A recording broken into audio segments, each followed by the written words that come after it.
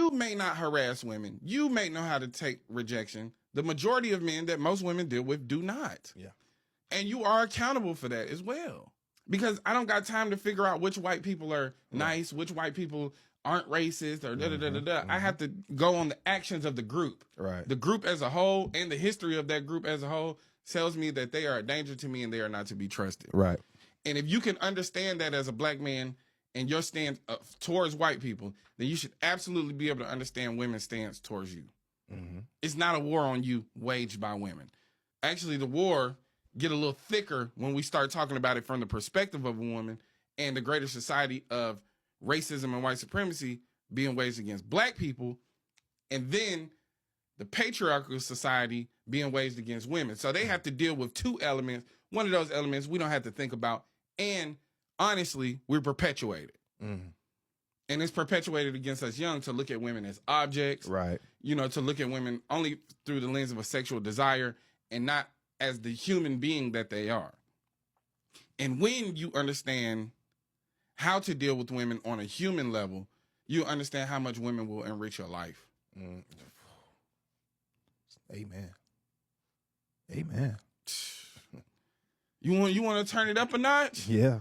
Get you a good woman, get you a good black woman in your corner. Amen. Hey, man, you want to see your life turn up? Hey. And see, this is the thing, though. It's a privilege, bro. It's a privilege. You know what I'm saying? We often disregard the power of our black women, the spiritual essence that they're gonna bring to things, the knowing, the seeing. You know what I'm saying? Also, too, imagine it. They have to be hyper vigilant because they have to be constantly scanning the room, making sure that they're in a safe situation. Absolutely. You know what I'm saying? When we think about these kids who were clearly in Louisiana having the time of their fucking life because they graduated, and we think about white people's reaction to Black joy. Oh yeah, that's it's not about civility. It's not about decorum. They don't like to see us happy. That's what it is. Now, how often are women just having a good time, and here come a nigga trying to ruin their fun? Yeah. Let's just be honest. You can call it pandering, but if I was up here caping for white women, you wouldn't even mention that word. If I was up here caping for Hispanic women, you wouldn't even call it pandering. Only when we take pride and show love to black women do you call it pandering. Get your motherfucking mind right. Use your cabeza. Yeah, so I've been holding off uploading this video for a while, but here we are now. So the Deante Kyle situation that took place, like I think 2 weeks ago now, I'm really behind on the game. I'm gonna be honest with y'all, that nigga just sound real fake about it. Something about it just sounds like Chad GPT out of his mouth. And we're watching him speak, you know what I'm saying? I don't see him reading from a script. He's looking at the camera the whole time. But you can always tell when somebody just ain't right. You can just tell something about the way they speaking or the way they trying to carry themselves just seem off. And I remember everybody just kind of like talking about it. I know my man Obi over at We Need to Talk for the first time forever did a live on YouTube, and he talked about the damn situation. He was pissed the fuck off because he's like, the fact that you just dismantle black men's issues with black women just to get some fucking views or whatever, it's like, how you just gonna take black men's issues and throw them joints to the fire like that? You see what I'm saying? It's like, and I hate the fact that he's trying to make it like this whole systemic thing, even though we know there's systemic issues involved into that situation. But the other issue is you trying to make it seem like black men treat black women the same way white people treated black people back in slavery. That's what it sounds like to me. I'm just going to keep it a buck. And if you want me to be honest with you, I just don't like the fact that we already know pandering to black women gets you paid. Umar Johnson, Derek Jackson, fucking Tony Gaskins, Ace Metaphor. Now this nigga's next in line, Deante Kyle. It is what it is. Oh, I forgot Moist Twatkins too, but that's just what it is.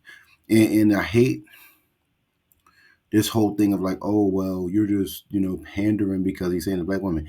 I have no issues with anybody who loves black women. The issue that I have is you are trying to actively dismantle, you are actively trying to deflect black men's issues with black women. But when black women stress these issues, you ain't got no fucking smoke. And that's what my issue when it comes with a lot of the panderers.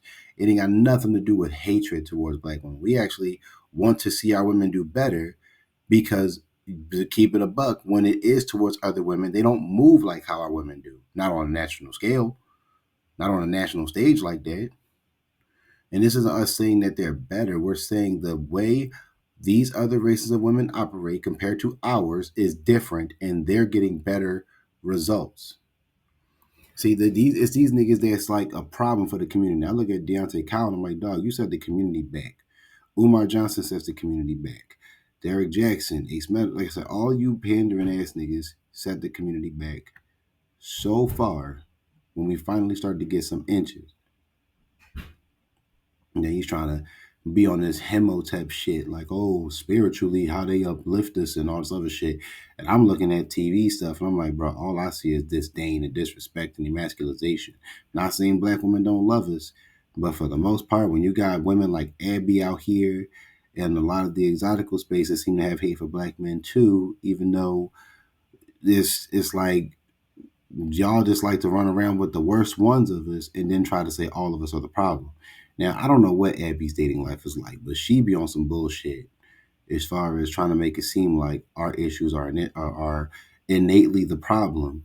When you did a video about Brittany Renner and how her and the bull didn't work out, but I'm like, you talking about two of the Kevin Gates, you talking about two very wrong people as an example of how black people operate. If you're looking at Brittany Renner, who switched her whole image around for some dick, you already going for the wrong situation. And then Kevin Gates already carries himself like he ain't really about it neither. So we looking at this situation way too wrong. Way too wrong. And then trying to say like black men are thugs in a suit or not. And it's like, well, y'all like them type of niggas. So it don't matter to me what you got to say. Y'all complaining about the men that y'all would have no problem bending over and reproducing with anyway. And the part that's left out of the situation is like, oh, black women are, they have to scan the room to see if they're in a safe place. If you got to scan the room to see if you're in a safe place, you probably shouldn't be there in the first place. But of course, leave that part of the conversation out of the fucking situation. Like, black women don't purposely go to clubs where niggas get shot up at or in all these hood ass areas. And some of them don't even be from the hood. A lot of them be suburban girls. And they go to the hood just because they want the excitement. But then you saying, oh, it's just them scanning the room for safety. Or just don't go there, dummy. You could just easily just not go there. Something about the way he looked at the camera. It's like he was looking at the camera for the perfect shot, cut, and then, find another part to cut that, and then throw that on, and then have, a bunch of views on one clip. Then they got to go find the next clip. It's a social media thing. That's what most content creators do. But his just felt so obvious and so unauthentic. It's just like, I can't bang with you. Especially when you coming on some dumb shit like, oh, white, if I gotta look at white people, I gotta look at the group as a whole. So you just putting a lot of people in the same box. So you're telling me that the black men who are out here abusing black women, the black men who don't gotta get lumped into that box as well? It's just like you just goofy, you corny as hell, bro. And I don't even have an issue with I definitely think like black men, we as a whole have to try to work a little bit better at repairing our image with black women as far as the dating situations and stuff like that. And we could say that till the cows come home, but the problem is the women will just go find the men who are problems and deal with them because that's what they want to deal with. They don't like the dynamic of having a black man you can't blame for shit. If every black man is the boogeyman, there is no space for black women to be wrong in any situation, even though you're wrong for even fucking dealing with them in the first place by choice, but we'll leave that part alone. And the dustier, the better. Just leave that whole part out. The dustier the black man, the better when it comes to these women. There is no, I'm looking until I find the right dude. If I can get the dustiest nigga and either turn him into Captain fucking Lancelot or get my ass beat and go through a bunch of trauma and have some kids, either way, I come out on top. But if you get what to do with this shit together, there's no real room to do that. And you're not about to go through nothing because this motherfucker is serious. He wants to wife you up. He wants to have family with you. You can't be a victim if you decide to slide out the situation because he did everything he was supposed to. So it's hard to get your good black women in your corner because it's hard to find them. Just like it's hard for black women to find good black men, it's hard for black men to find good black women.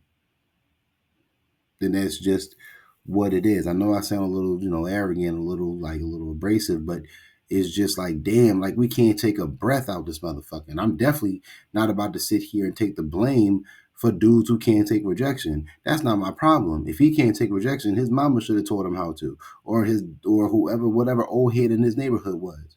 It ain't my job. And I'm not about to take the heat for it. I ain't never been rejected by no woman that was, all right, bitch, whatever, or nothing like that. Because she ain't got to like you, bro. She don't got to like you. You know what I'm saying? And it's like all these dudes out here who take rejection the South way, that's something they need to deal with. But that don't stop them from getting coochie. Don't stop them from reproducing babies. Somebody gonna like that shit. And more times than not, it's a sister. So we got to be honest about the situation. We got to be honest about what we're even talking about. And you're just leaving out so many key details and trying to go into this little situation where you want to be pandering and shit. And I would call you a panderer if it was you to white women or to Asian or whoever. You're pandering, nigga, because you're saying stupid shit with no context. And I know black women didn't question it.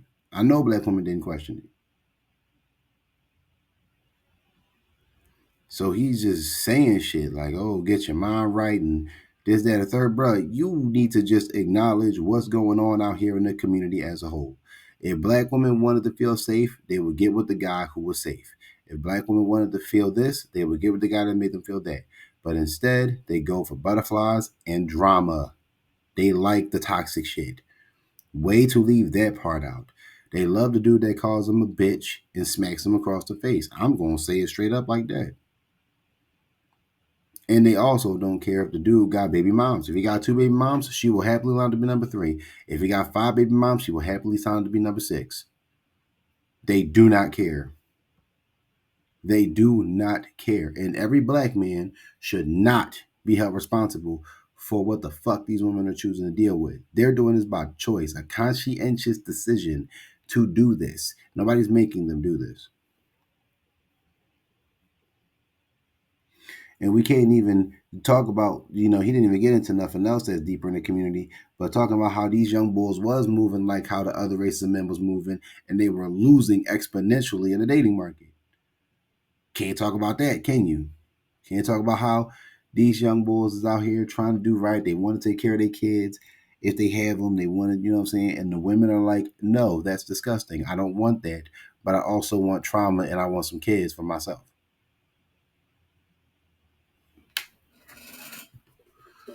These motherfuckers make things worse and worse every damn day. But you know what I'm saying? It's just not right, man. It's just not right. We are pandering and doing all this goofy shit and not giving the right context to the situations just because it can get you some money. And that's exactly what it is. Just look at his body language. Look at how he's trying to sound like this deep, intellectual, spiritual Himotep nigga, and you can see the bullshit right through. You can smell it.